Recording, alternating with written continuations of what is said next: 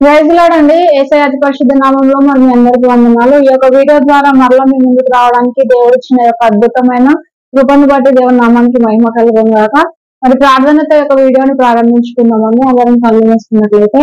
ప్రభువా యేసయ్య, ఇయ్యబడిన యొక్క సమయాన్ని బట్టి నీకు వందనాలు నాయనా. మరి చూస్తున్న వారిని మీరు దీవించండి. నా నోటిని మీరు మరుగుపరిచి ఏ విషయాలైతే ప్రస్తావించాలో అదే నా నోటికి అందించి ప్రభువా అనేకులకి దీవెనకరంగా, నాకు కూడా ఆశీర్వాదకరంగా ఈ యొక్క వీడియో ఉన్నట్లుగా మీరు కృప చూపమని కొద్ది ప్రార్థన వేసే నామంలో అడిగి వేడుకుంటున్నాము తండ్రి. ఆమేన్. అయితే మరి ఈ యొక్క వీడియో చేయడానికి ముఖ్య ఉద్దేశం ఏంటంటే, దేవుని యొక్క కృపను బట్టి మేము మా కుటుంబము ప్రేరేపింపబడమే అండి. అయితే ఈ మధ్య కాలంలో చూస్తున్నాం ప్రవీణ్ పగడాల అన్నని ఏ విధంగా హత్య చేసి ఉన్నారు అనే విషయంలో మరి ఎంత జ్ఞానం కలిగి బోధించాక దైవ సేవకుడు మరి ఆ విధంగా చనిపోవడం అనేది చాలా దుర్భరమైన పరిస్థితి. మేము కూడా ఆ యొక్క ఎక్కడైతే చర్చ్ లో అతన్ని ఉంచి ఉన్నారో చనిపోయిన తర్వాత బాడీని మరి మేము కూడా అక్కడికి వెళ్ళి చూడడం జరిగింది అనమాట. బ్రతుకున్నప్పుడు ఆయనను కలవాలని ఆశ ఉండేది. మా మటుకైతే దైవ సేవకులందరినీ కూడా మేము కలవడము, వాళ్ళతో కొద్దిగా ప్రార్థన చేపించుకోవడం అనేది మా యొక్క విశ్వాస జీవితంలో నుండి మేము నేర్చుకున్నాం అనమాట. సో అయితే మరి ఇప్పుడు కూడా మేము సేవకులుగా దేవుడు మమ్మల్ని ముందుకు నడిపిస్తున్నప్పటికీ కూడా మరి మేము అప్పుడప్పుడు వెళ్ళి సేవకులను కలుస్తూ వస్తూ ఉంటాము. అయితే ప్రవీణ్ పగడాల బ్రదర్ ని కలవాలని ఆశ ఉన్నప్పటికీ అతను ఇంత తొందరగా చనిపోతాడు అని ఎవరికి తెలియదు కదండి.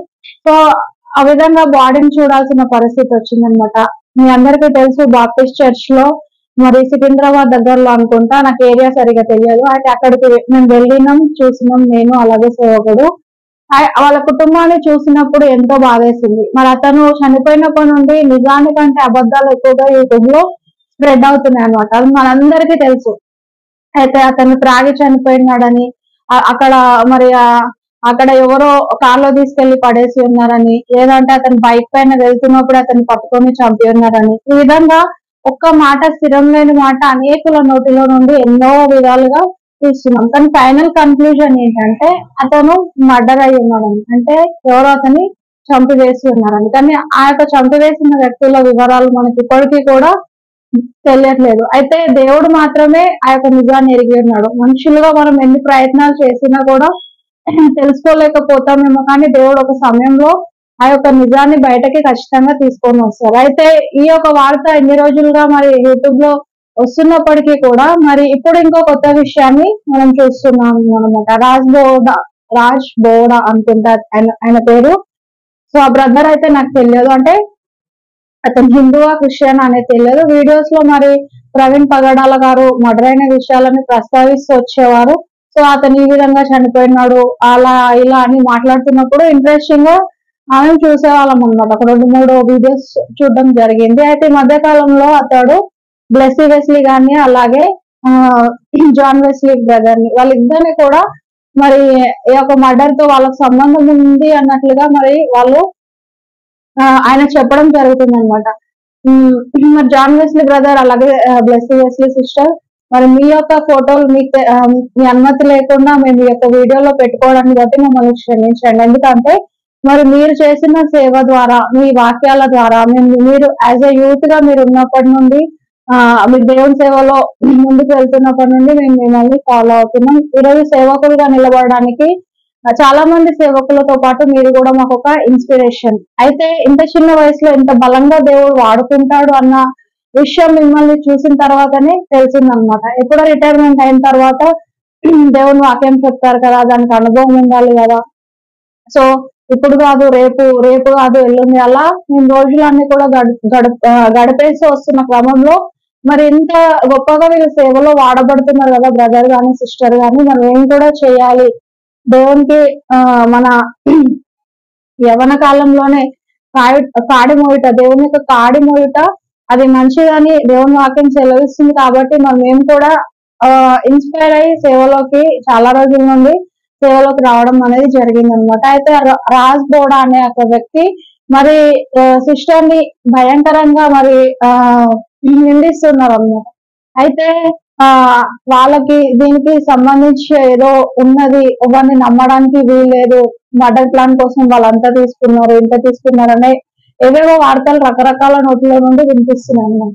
అయితే ఈరోజు ఎవరైతే మరి సేవ చేసి దేవుని కోసం నలిగిపోతున్నారో ఇంకా వాళ్ళని నలగగొట్టే ఆలోచనలు, వాళ్ళ వ్యూస్ కోసం కావచ్చు, లేదా వాళ్ళకు ఆ ప్రజల మధ్యలో ఏంటంటే గొప్ప కోసం కావచ్చు వీడియోస్ చేస్తున్నారు. అంటే ఎవరైతే ముందు వెళ్ళిపోతున్నారో, అంటే దేవుని సేవలో కావచ్చు వేరే విషయాలలో బ్లెస్ అవుతున్నారో వాళ్ళని తీసుకొని వచ్చి వీడియోలో పెడితే మనం కూడా త్వరగా సక్సెస్ అయిపోతాము అన్న ఒక ఉద్దేశంతో చాలా మంది వీడియోస్ చేయడం జరుగుతుంది అన్నమాట.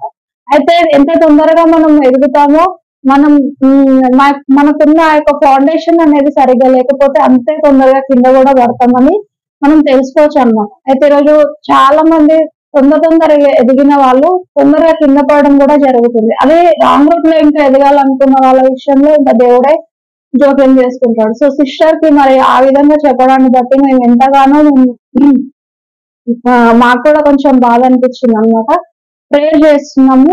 సో ఎందుకు అంటే మరి ఇలా సేవలో వాడబడుతున్న వారిపైన రూమర్స్ క్రియేట్ చేసి సేవల్ని మరి ముందుకు వెళ్లకుండా తప్పుద్రోవ పట్టించాలనుకున్నప్పుడు ఎంతమంది విశ్వాసులు, ఎంతమంది ఆత్మలు నశించిపోతాయి. మనుష్య కుమారుడు భూమి మీదకి వచ్చింది అందరిని రక్షించడానికి, ఆయన పరలోకానికి సిద్ధపరచడానికి. మరి ఈ విషయంలో బ్రదర్ గాని సిస్టర్ గాని ఎంతో ఉన్నతంగా వాడబడి వాళ్ళ ప్రపంచవ్యాప్తంగా వాడబడుతున్నారు. Not only for the country, all over world వాళ్ళు వాడబడుతున్నారు, మనందరికీ తెలిసిన విషయం.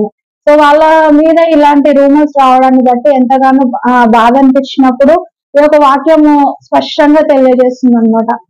మత్తయి సువార్త 5వ అధ్యాయము ఒకసారి చదువుతాను, చూడవలసిందిగా మనం చేస్తున్నాను. 11 మత్తయి సువార్త 5:11 నా నిమిత్తం జనులు మిమ్మును నిందించి హింసించి మీ మీద అబద్ధంగా చెడ్డ మాటలు ఎలా పలుకున్నప్పుడు మీరు ధన్యులు. హల్లెలూయా. బ్లెస్సీ బ్రదర్, బ్లెస్సీ సిస్టర్, అలాగే జాన్ వెస్లీ బ్రదర్, వీళ్ళిద్దరు కూడా ఆయన రాజ్యం నిమిత్తమై మనుషులందరూ నిందిస్తూ హింసిస్తూ ఆ విధంగా చెడ్డ మాటలు పలకడాన్ని బట్టి వాళ్ళొక ధన్యత పరలోకంలో పెరుగుతుంది అని ఇక్కడ చూడవచ్చు అన్నమాట. అయితే వాళ్ళు ఈరోజు నిందింపబడడాన్ని బట్టి, దూషించబడడాన్ని బట్టి వాళ్ళకి ఇంకా ముందు రానున్న రోజుల్లో దేవుడు ఇంకా బలంగా వాడుకునే అవకాశాలు ఎక్కువగా ఉంటాయి. అట్ ద సేమ్ టైం పరలోక రాజ్యంలో కూడా దేవుని స్థానంలో దేవుడు వాళ్ళ స్థానాన్ని ఇంకా ఉన్నతంగా దీవిస్తాడు అన్నమాట. సో అప్పుడు ఆ మాట ద్వారా దేవుడు మాట్లాడడాన్ని బట్టి మాకు కూడా కొంచెం ధైర్యం వచ్చింది. ఇలా ఎంతమంది సేవకులు దేవుని పని కోసము మరి ముందుకు వెళ్తున్నప్పుడు మోటివేట్ చేయాల్సిన వాళ్ళు మరి డబ్బు విషయంలో వాళ్ళు ఏదో కానుకలు అనే విధాన్ని క్రైస్తవులందరి పైన, అంటే సేవకులందరి పైన కానుకల కోసమే పనిచేస్తారు. మరి కానుకల కోసం పని చేయాల్సిన అవసరం లేదండి. ఇంత దేవుణ్ణిలో వాడబడే వాళ్ళకు దేవుడు ఏ ఫీల్డ్ అయినా జ్ఞానం ఇస్తారు. వాళ్ళు వ్యాపారం చేసినా సక్సెస్ అవుతారు, ఉద్యోగం చేసినా సక్సెస్ అవుతారు.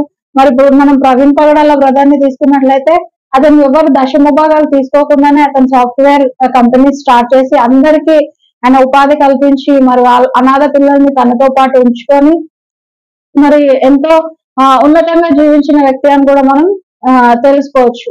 మరి క్రైస్తవ బిడ్డలు ఎక్కడ ఉంటే అక్కడ దీవెనే, ఎక్కడ వాళ్ళు ఏ పని చేసినా దీవెనని, దేవుడు ఆ విధంగా వాళ్ళని వాడుకుంటాడు. కానీ మనం దశమ భాగాల కోసమే చేస్తున్నారు. దానికోసం ఒక లెక్చరర్ గా పనిచేస్తే అండి లక్షల్లో జీతాలు వస్తున్నాయి. మరి వాళ్ళ నోరంతా కూడా దేవుని కోసం వాడి ప్రసంగాలు నిలబడి గంటలు చేస్తున్నప్పుడు మరి వాళ్ళ దశమ భాగాలు అనేది చాలా తక్కువ. ఇంకెంత ఇచ్చినా సరిపోదు. అది దేవుని పని నిమిత్తమే వాళ్ళు వాడుతున్నారు. కానీ చెడు వ్యసనాలకు కానీ చెడుకు సంబంధించిన వాటిని కానీ వాళ్ళు వాడడం లేదు కదా, ఏ సేవకులైనా కూడా. మరి వాళ్ళు దేనికి వాడుతున్నారు? ఎంతో మంది ఆకలి తీర్చడానికి, ఎంతో మంది రక్షణ తీసుకొని వాళ్ళ పాపపు జీవితాన్ని మార్చుకొని ముందుకు వెళ్ళడానికి ప్రతి దైవ సేవకుడు వాడతాడు. మరి మిగిలిన దాంట్లో వాళ్ళు కూడా తింటారేమో, వాళ్ళు మహా అయితే బట్టలు ధరిస్తారేమో, అంతేకాని మరి వాళ్ళొక్కరు ఆశలు కూడగట్టుకొని వాళ్ళు మొత్తం ఎకరాలలో పొలాలు కొనుక్కొని అక్కడే మరి రియల్ ఎస్టేట్ లోనో లేదంటే ఇంకా ఏదో ఒక ఫీల్డ్ లో పెట్టి వాళ్ళు జలసాలు చేయట్లేదు. మనుషులందరికీ కూడా వాళ్ళు రక్షణ మార్గం తెలియపరిచి ప్రభు రాకడికి సిద్ధపరుస్తున్నారు. కాబట్టి మరి ఏదో డబ్బు విషయాల కారణంగా ఒకరినొకరు నిందించుకొని ఫేమస్ అవడానికి రాంగ్ రోడ్ లో మనం వెళ్లాల్సిన అవసరం లేదు. అది క్రైస్తవులైనా కావచ్చు, కాబట్టి రాజ్ గౌడ్ అనే ఒక బ్రదర్ మరి ఆ విధంగా చెప్పడాన్ని బట్టి ఎంతో బాధ కలుగుతుంది. అంటే ఇలా సేవకులు ఒకరినేమో చంపుతారు, ఇంకొకరినేమో నిందిస్తారు, దేవుని సేవకి దూరం చేస్తూ ఉంటారు, ఇంకొకరినేమో మర్డర్ చేయక ముందుకే మర్డర్ చేస్తున్నారని అదే స్వస్థతల పేరిట చంపేస్తున్నారు అని చెప్పి ఇలా రకరకాలుగా బోధిస్తుంటారు. ఎవరైతే స్వస్థతల కోసము ఈ రోజుల్లో ప్రజలందరూ కూడా ఆ ఎంతో ఉన్నతంగా ఆలోచిస్తున్నారండి. అంటే టెక్నాలజీ అనేది చాలా డెవలప్మెంట్ అయింది. సో ఏ ఒక్కరు కూడా అక్కడ ప్రేయర్స్ ని వదిలిపెట్టడం లేదు, అట్ ది సేమ్ టైం వాళ్ళు ట్రీట్మెంట్ ని కూడా వదిలిపెట్టట్లేదు. ట్రీట్మెంట్ వదులుకొని మా ఇద్దరికి వచ్చి మీరు చేయండి, మీరు స్వస్థత పొందుకోండి అని ఏ పాస్టర్ కూడా చెప్పాడు. వాళ్ళని పేరు పెట్టి పిలిచి మరి వాళ్ళకి దేవుడు స్వస్థత ఇస్తున్నాడు. వాళ్ళు టాబ్లెట్ల ద్వారా స్వస్థత పొందుతుంటారా, ప్రేరల ద్వారా వాళ్ళ విశ్వాసం బలపడుతుందా? ఇక్కడ విశ్వాసం అనేది ఇంపార్టెంట్ అన్నమాట. జీవితంపై ఉన్న ఆ యొక్క రోగికి ఆశలు పుట్టించడానికి ఒక మోటివేట్, ఒక మంచి వార్త చెప్తే మన హెల్త్ అనేది చాలా డెవలప్ అవుతుంది. అంటే బబుల్ అవుతుంది మన హెల్త్ అనేది. చాలా స్ట్రాంగ్ గా మనం ఉంటాం. అదే చెడ్డ వార్తకైతే మనం కృంగిపోతూ ఉంటాం అనమాట. అయితే ఒక వ్యాధి పోతుందని ఒక మాట వాళ్ళ నరాలలో జీవము కలిగిస్తుంది అనమాట. మన బ్రెయిన్ కి ఏదైతే మనము మెసేజ్ పాస్ చేస్తామో మన బ్రెయిన్ కూడా అలా యాక్టివేట్ అయ్యి ఉంటుంది. ఓహో నేను చనిపోను, దేవుని సపోర్ట్ నాకు ఉంది కాబట్టి నేను ట్రీట్మెంట్ తీసుకుంటాను, నేను బ్రతుకుతాను, లేదా దేవుడు ట్రీట్మెంట్ డబ్బులు ఇవ్వకపోయినా దేవుడు నన్ను స్వస్థపరుస్తాడు. ఇలా ఎంతో మందో స్వస్థతలు పొందుకొని ఉన్నారు, వాళ్ళ రోగాలు తగ్గించుకొని ఉన్నారు. వాళ్ళు అందుకే సాక్ష్యాలు కూడా చెప్తుంటారు. ఏ మనిషిని మార్చలేరండి. ఒక చిన్న పిల్లలకి పాల డబ్బా ఇచ్చి తాగు అని అంటేనే వాళ్ళకి ఇష్టం ఉంటేనే తాగుతారు. మరి 20 years 30 years వచ్చిన వాళ్ళు మరి దేవుని దగ్గరికి వెళ్ళి మోకాలు వేసి ప్రార్థన చేస్తూ వాక్యం వింటూ పాటలు పాడుతూ వాళ్ళ జీవితాన్ని నూతన పరుచుకుంటున్నారు. ఎంతో మంది డ్రగ్స్ కి ఎడిక్ట్ అయ్యి యూత్ ఈ రోజుల్లో పట్టబడుతున్నారు పిఎస్ ల దగ్గర. మరి ఎంతో మంది ఆస్తుల కోసం కొట్లాడుకుంటూ కోట్ల చుట్టూ తిరిగి ప్రాణాలు తీసుకుంటున్నారు. ఎంతో మంది ప్రేమల కోసం ఒక అమ్మాయికి మనసు ఇచ్చిన, ఒక అబ్బాయికి మనసు ఇచ్చిన అని చెప్పి తల్లిదండ్రులను బాధ పెట్టి చనిపోతున్న వాళ్ళు ఎంతమంది ఉన్నారు. మరి పిల్లలు లేక మరి పిల్లలు కారేమో అని చెప్పి వాళ్ళ ఫంక్షన్స్ కి కూడా రాకుండా, మీరు పిల్లలు కన్నా వాళ్ళు కాదు కాబట్టి మా ఫంక్షన్స్ లో మీకు స్థానం ఇస్తే మాకు కూడా చెడు జరుగుతుంది అని చెప్పి మానసికంగా వేధించే వాళ్ళు ఎంతమంది ఉంటారు. మరి అన్ని ఆలోచనలు వాళ్ళు కృంగిపోతున్న సమయంలో దేవుని పిలుపుని బట్టి మందిరాల్లోకి వచ్చి కూర్చొని వాక్యం ద్వారా ఎంతో మంది విశ్వాసులు వాళ్ళ జీవితాన్ని పట్టుకుంటూ ముందుకు వెళ్తారు అన్నమాట. కానీ చాలా మంది తెలియకుండా, అంటే రుచి చూచి తెలుసుకుంటుంది యెహోవా ఉత్తముడు అని వాక్యం సెలవిస్తుంది. మనకి ఏదైనా ఫస్ట్ వాళ్ళ మీద ఇతరుల మీద డౌట్ ఉన్నప్పుడు, వాళ్ళు కరెక్ట్ గా లేరన్నప్పుడు వాళ్ళతో మనం సహవాసం చేయాలి. ఎవరితోనైనా సహవాసం చేస్తేనే వాళ్ళ గురించి మనకు మంచి ఐడియా అనేది వస్తుంది అనమాట. రాకుండానే ఇవన్నీ లేకుండానే వాళ్ళ దూరం నుండి చూసి వాళ్ళు రాంగ్ అని జడ్జ్ చేసినంత మాత్రాన మనమే దోషులం అవుతాం. ఎందుకంటే దేవుని వాక్యం స్పష్టంగా సెలవిస్తుంది, అత్సరము ఎముకలకి కుళ్ళు అని. ఇతరులు ఎదగడాన్ని బట్టి ఓర్వలేక మరి వాళ్ళ పైన ఒక చెడు వార్తను పుట్టించి వాళ్ళ గురించి పుకార్లు లేపినప్పుడు అది ఎందుకు మత్సరపడే హృదయం, అంటే వాళ్ళ హృదయానికి అది మత్సరం కాబట్టి వాళ్ళ ఎముకలకి అది కుళ్ళు. హృదయంలో ఉన్న మత్సరాన్ని బట్టి ఎముకలకి కుళ్ళు. మన ఆలోచన చేస్తున్నారు, ఆలోచనని బట్టి మన శరీరం ఏ విధంగా స్పందిస్తుంది అనేది. సో కాబట్టి మన ఆలోచనలు మంచివైతే మనం సక్సెస్ చూస్తాం. ఒకవేళ ఇప్పుడు తక్కువ ఉన్న రానున్న దినాలలో దేవుడు ఉన్నతంగా ఆశీర్వదిస్తారు. మనం రాంగ్ రూట్ లో కనుక మనం ఒక బిల్డింగ్ ఎక్కాలని అనుకుంటే మధ్యలోనే కింద జారిపడతాం అన్నమాట. సో కాబట్టి మనము ఇతరుల గురించి ఆలోచన చేసినప్పుడు మన వాక్యాలు లేదా మనకు ఆలోచన స్థితి కరెక్ట్ గా ఉందా, లేదా మనం బ్లేమ్ అవుతున్నామా లేకపోతే మనము బ్లెస్ అవుతున్నామా అనే విధంగా మనం ఆలోచించినట్లయితే దేవుడి దృష్టిలో కాదు, ఫస్ట్ మనం మనుషుల దృష్టిలో ఏ విధంగా మనం మనకు వ్యక్తిగా పర్సనాలిటీని డెవలప్ చేసుకోవాలి అనేది మనకు అర్థమవుతుంది అన్నమాట. కాబట్టి మరి ఈ విషయంలో మేము కూడా ఎంతో బాధపడి ఉన్నాం, బ్రదర్ ని బట్టి సిస్టర్ ని బట్టి. మరి ఈ వీడియో చేయడానికి దేవుడు ఇచ్చిన యొక్క అవకాశాన్ని బట్టి దేవుని నామానికే మహిమ కలుగును గాక. మరి ఆ బ్రదర్ అన్న సిస్టర్ అన్న ఇంకా చాలా మంది సేవకులు ఉన్నారు. ఈ మధ్యకాలంలో ప్రతి సేవకుడి మీద వస్తున్న ప్రతి రూమర్ని చూస్తే భయం వేసేది. ఒకప్పుడు క్రైస్తవులు అంటే చాలా ప్రేమ భావాలు ఉండేవి. ఇప్పుడు క్రైస్తవులు అంటే వాళ్ళని ఒక ఒక రకంగా చూస్తున్నారు, ఒక రకంగా వాళ్ళ మీద విమర్శలు. మరి ఆల్రెడీ దేవుడు తెలియపరుచున్నారు, అంత దినంలో బహు భయంకరమైన సమస్యలు వస్తాయి, వాటిని మీరు తట్టుకోవాలి. చివరి నిమిషం వరకు పోరాడినప్పుడు దేవుడు అద్భుతమైన విజయాన్ని ఇస్తాడు. కాబట్టి పోరాటం దేవుందే, పోరాటం ఏదైతే ఉందో అది దేవుందే, యుద్ధం యెహోవాదే. కాబట్టి మనం కృంగిపోనవసరం లేదు. ఎవరో మనల్ని రూమర్స్ లో ముంచెత్తుతున్నారని, లేదా మనల్ని నిందిస్తున్నారని, పెద్ద పెద్ద వాక్యాలు చేస్తున్నారని, ఏ రాంగ్ స్టెప్ లో వాళ్ళు మన గురించి తీసుకుంటున్నారని, దేవుడు మనకు తోడైనాడు. కాబట్టి మనం ముందుకు వెళ్ళడానికి దేవుడు మనతో పాటు ఉంటాడు, మన చేయి పట్టుకుంటాడు. మనం కూడా జాగ్రత్తగా ఉండి ఇలాంటి విషయాలలో ఇంకా క్రైస్తవుల మీద ఇలాంటి ఏమైనా వాక్యాలు వచ్చినప్పుడు మనం దుష్టుడు అదే ఇతరులను రేపి క్రైస్తవంలో ఉండకుండా, అంటే క్రీస్తును కలిగి ఉండకుండా, రక్షణకు దూరంగా ఉండమని భయం పుట్టించి వెళ్ళిపోయే విధంగా చేస్తున్నాడు. విశ్వాసులైన మీకు కూడా మేము చెప్పేది ఏంటంటే, ఇలాంటి వార్తలను బట్టి, మనుషులను బట్టి కాదు, దేవుని బట్టి మనుషులని ఆలోచన చేయాలి. అంటే మనము దేవుని నమ్ముతున్నట్లయితే వాళ్ళ గురించి ప్రార్థన చేసినప్పుడు మన క్లారిటీ అనేది వస్తుంది అన్నమాట.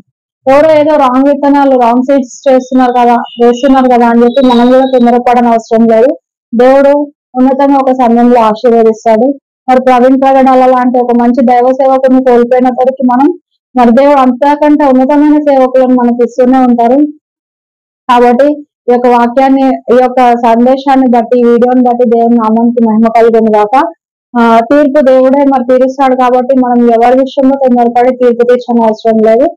మరి మనము దేవుని తట్టు తిరిగి మనం దేవుని కోసం వాడబడుతున్నామా, వాడబడడం అనే ఆ యొక్క మాటను కూడా ఎంత నీచంగా మరి యూట్యూబ్ లో పెడుతున్నారంటే, మరి దేవుడు ఏ పనిముట్టు అనేది మనం వాడుకోవడానికి, మనం దేవుని పనిముట్టులం కాబట్టి దేవుడు మనల్ని వాడుకుంటూ ఉంటాడు. విశ్వాసులైన, సేవకులైన ఎవరిని ఏ ఏరియాలో వాడుకోవాలో, ఏ రూట్ లో వాడుకోవాలో ఆయనకి తెలుసు. మరి వాడుకో అనే పదాన్ని కూడా చాలా చీప్ ట్రిక్స్ తో మరి యూట్యూబ్ లో చేస్తున్నారు. కాబట్టి ఇలాంటి వారికి మనం దూరంగా ఉంది, దేవుని మీద, అలాగే దేవుని ప్రేమించే బిడ్డల పైన, దైవజనుల మీద మనం ప్రేమ కలిగి ఉంది క్రైస్తవ జీవితంలో మనము ముందుకు వెళ్ళాలని ప్రభు పేరిట మనవి చేస్తున్నాము. ఈ వాక్యాన్ని బట్టి దేవుని నామానికి మహిమ కలుగును గాక. Praise the lord.